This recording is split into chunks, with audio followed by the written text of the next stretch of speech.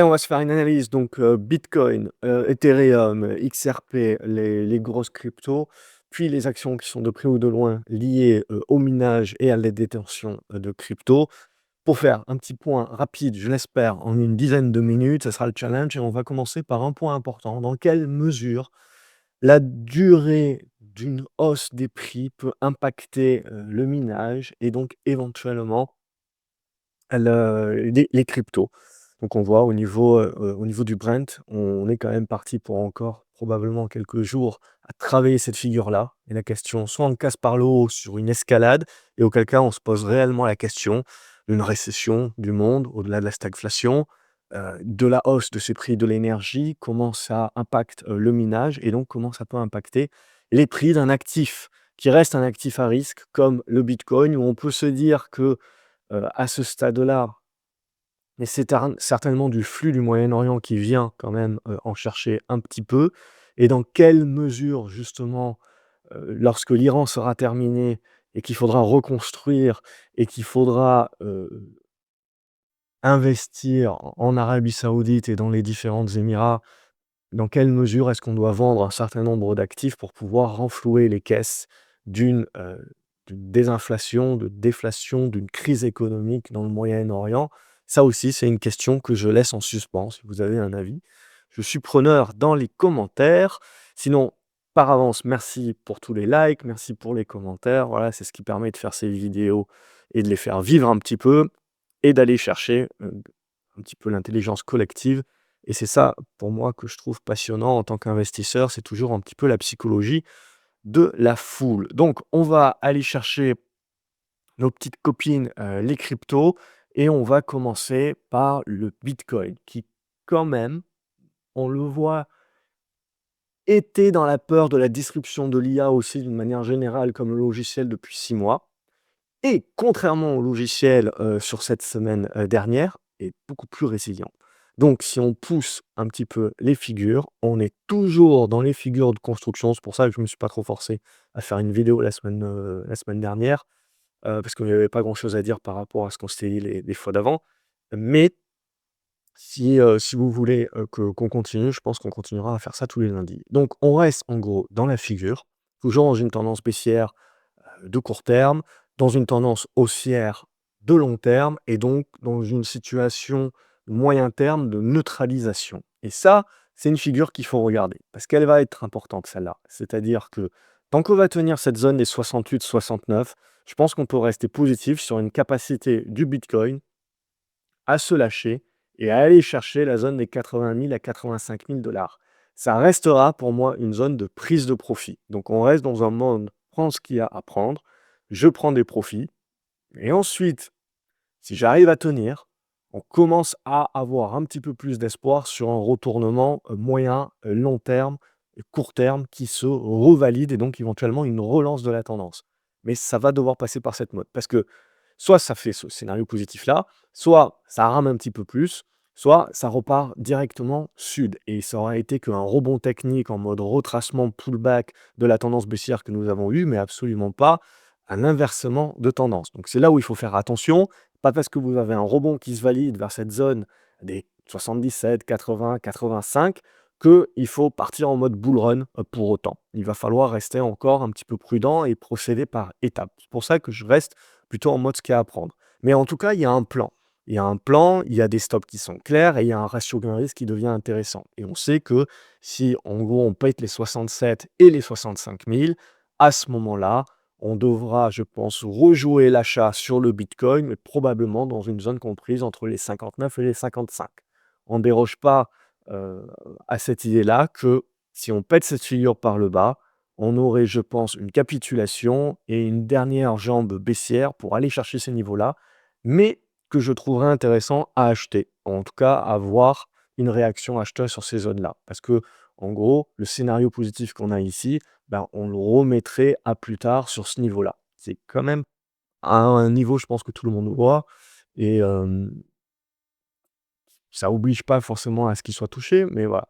Ça peut créer le FOMO aussi. C'est là où c'est intéressant parce que tous ceux qui attendent pour payer les 55-50 000 $, voire en dessous, Si jamais vous avez le scénario positif que j'ai décrit qui se met en place, bah, c'est autant de mecs qui vont se retrouver en mode FOMO et qui vont te dire: «Oh, j'ai pas touché mon prix, mais je dois re-rentrer, coûte que coûte, ça va repartir sans moi». Donc c'est toujours ça aussi, dans la psychologie des foules, à un petit peu, prendre en ligne de compte. Si on va regarder maintenant Ethereum, avant de se faire XRP, on est donc là aussi dans le scénario, positif qu'on avait pu décrire il y a 2 semaines. Donc on a quand même une assez bonne résilience. OK, donc on arrive à tenir cette figure. Donc j'avais fait pas mal de grilles pour expliquer les choses. Mais en gros, voilà, c'est là où on est. Donc soit scénario négatif, je n'y arrive pas, je pète par le bas et le risque ici, c'est d'avoir le dernier secouage de cocotier qui va nous chercher les 1 500-1 600 balles, qui réouvrira une zone pour travailler du rebond et cetera. Mais pour l'instant, ça n'y est pas et tant que je suis au-dessus là de mon niveau de support, bah, j'ai un ratio gain-risque qui est intéressant à payer pour essayer d'aller chercher un break de ces 2 300 à une zone de TP vers la zone des 2005 à 2007 dollars. Mais je pense pas qu'on ira beaucoup plus haut. Je pense pas qu'on arrivera à casser cette oblique ici qui va se jumeler avec cet ancien support ici qui devient résistance. Parce que c'est véritablement ce niveau-là, des 2009-3000 dollars, qu'il faut franchir pour se dire, OK, on se remet dans des dispositions de retournement et de relance de la tendance à la hausse.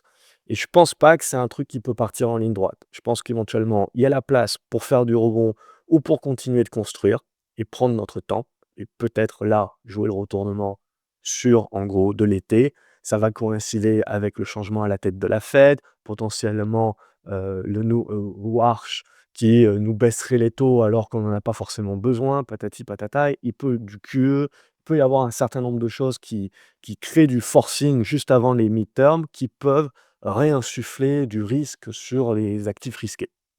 Mais pour l'instant, voilà, c'est difficile à dire. Donc pour moi, je jouerai toujours le mode rebond. Essayer d'aller chercher 2007-2009, mais en prenant des profits. Et ensuite, il faudra observer comment tout cela tient, tout cela, comment ça construit, ça congestionne, pour essayer d'insuffler le bull run et la relance du bull run.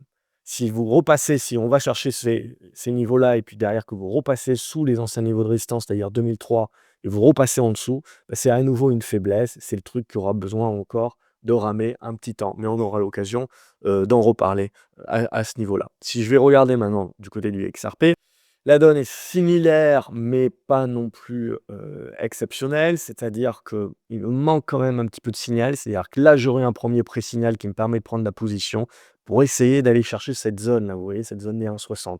Un niveau qui va être important à franchir pour essayer d'aller chercher un rebond un petit peu plus prolongé, un petit peu plus vers cette zone des 1,80 $. Et après, même chose que pour les autres, on construirait et éventuellement, on réussirait tout de suite à repartir de l'avant.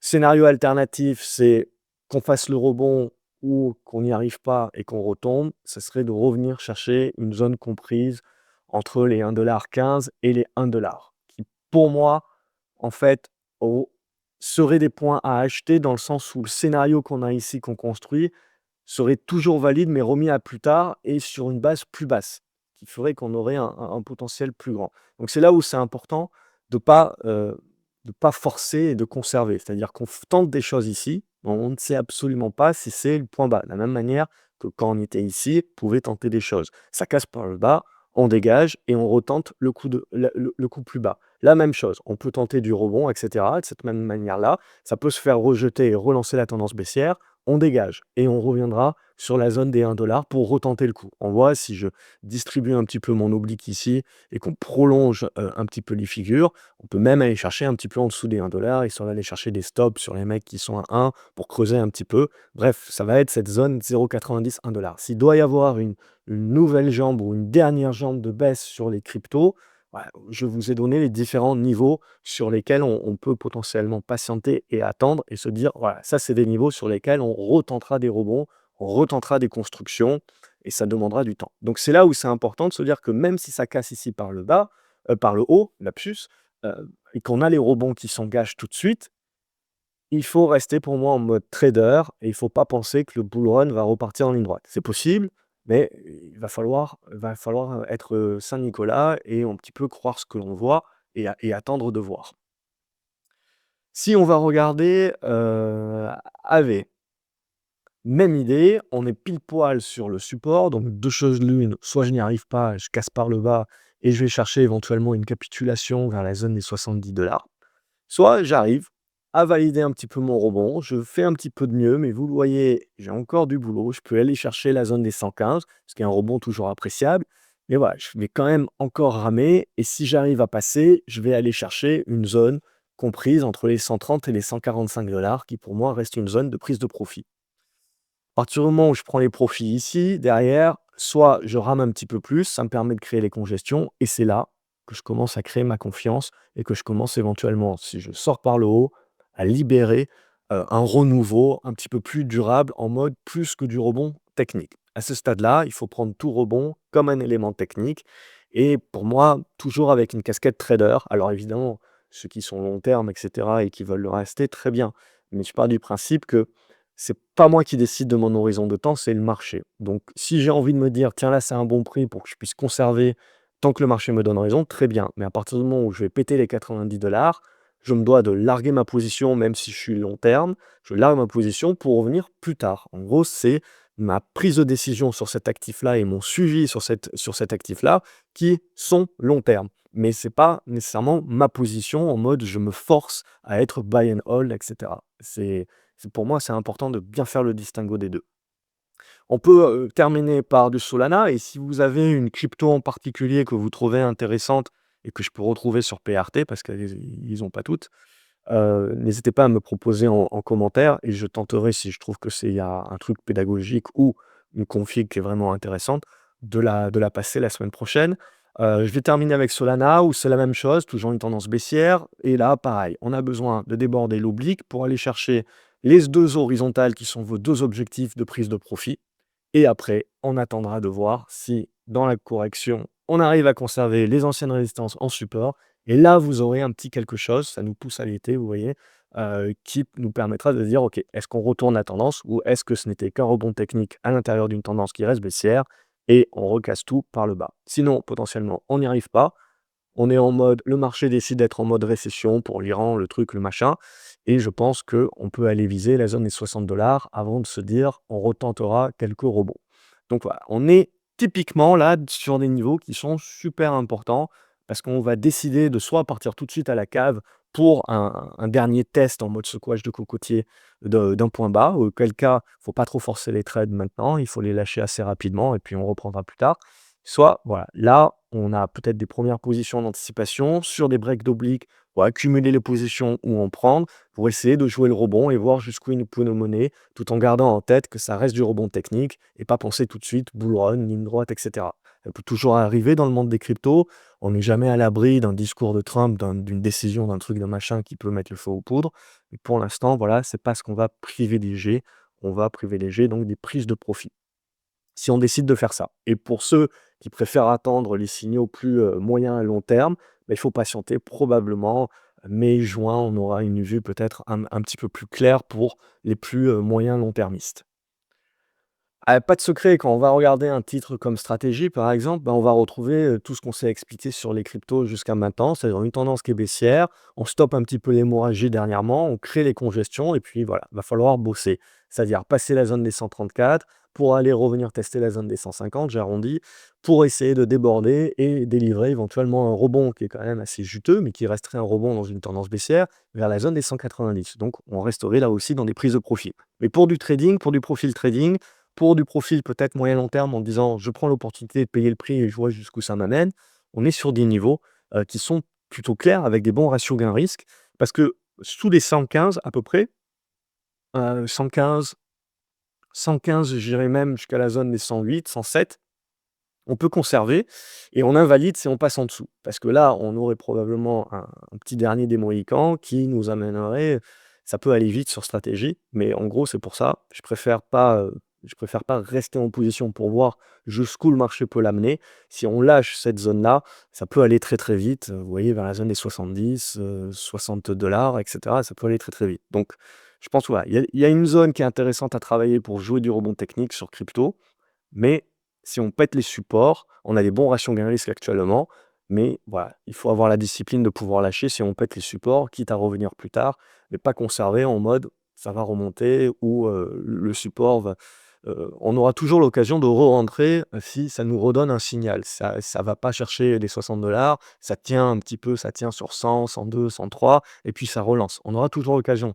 Je veux pas rester en position parce que je suis plus en contrôle. C'est le marché qui me contrôle à ce moment-là. S'il a envie de défoncer le titre, il me défonce avec. Donc moi, je veux rester en contrôle, c'est-à-dire que dès qu'on lâchera, là, je peux décider de payer, mais dès qu'on va lâcher la zone des 108, ouais, je pars du principe que, je suis plus en contrôle de mon trade, c'est le marché qui prend le contrôle de mon trade et donc ça ne me convient pas, je lâche. Quitte à revenir plus tard sur un nouveau signal et je reprends le contrôle. Je veux rester en contrôle de mon trade. Donc c'est la discipline, voilà, où c'est pas le marché, c'est pas moi qui détermine mon horizon de placement, c'est le marché qui le détermine. Tu casses mon support, que j'ai décidé d'être court terme ou long terme, peu importe, tu as cassé le support, mon plan, il est caduc. Donc c'est terminé, je l'arrête. Je peux prendre un paquet de positions que je considère comme des positions long terme, mais si au bout de 2 3 jours, le marché décide de me planter, ben, je dégage. Tant pis, j'ai gardé la position 2 3 jours, j'ai considéré que c'était long terme, mais je dégage, c'est hors de mon plan. Donc après, j'ai pas toujours la discipline de le faire sur tout. Je suis pas parfait non plus, mais voilà, ce que j'essaye d'insinuer et de pousser ici comme réflexion, c'est de tenter de le tendre vers un optimum et de se forcer à cette discipline sur beaucoup de choses et ça enlève énormément de grosses tartes dans la gueule que l'on prend et si l'on regarde la performance d'un portefeuille ne se fait pas, sur les gains, qu'on accumule, bien entendu, mais elle se fait essentiellement sur les grosses pertes que l'on évite.